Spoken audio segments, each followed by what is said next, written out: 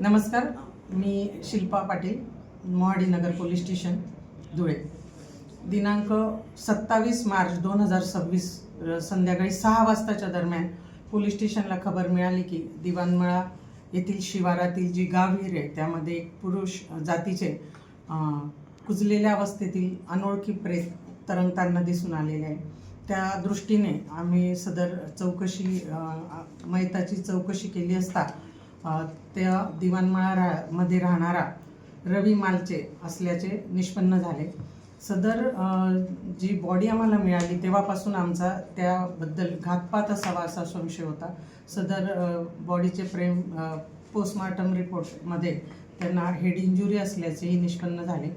त्यावरून आम्ही या गोष्टीची आमचे जे गोपनीय आणि DBचे अंमलदार होते यांच्यामार्फत गोपनीय माहिती काढली असता त्या जो मयत होता रवी मालचे त्याचा जो मावस भाऊ होता बापू मालचे याच्या पत्नी सोबत अनैतिक संबंध असल्याचे आम्हाला समजले. त्या दृष्टीने आम्ही त्यांना चौकशीस बोलवले आणि त्यांच्याकडे सखोल विचारपूस करता बापू मालचे यांनी सदरचा गुन्हा केल्याचे कबूल केलेले आहे. तसेच त्याने जे दिवाणमळाच्या हद्दीमध्ये फार्मसी कॉलेजच्या बाजूला दिनांक 18 मार्च 2026 संध्याकाळी रात्री 9 ते 10च्या दरम्यान त्याला जो मयत आहे तो दारू पिलेल्या अवस्थेत मिळून आला. त्यावेळी आरोपी बापू मालचे याने त्याच्या पत्नीशी असलेल्या अनैतिक संबंधाचा राग धरून त्याला डोक्यात दगड घालून त्याचा खून केलेला आहे.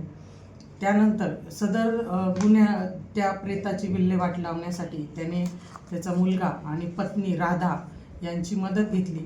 तर त्या तिघांनी त्या प्रेताला त्यांच्या सायकलीवर टाकलं आणि ते जे गावहिर आहे दिवाणमळा क्षेत्रातली त्या ठिकाणी तिघांनी मिळून त्याला त्या विहिरीमध्ये प्रेत टाकून दिलेले आहे.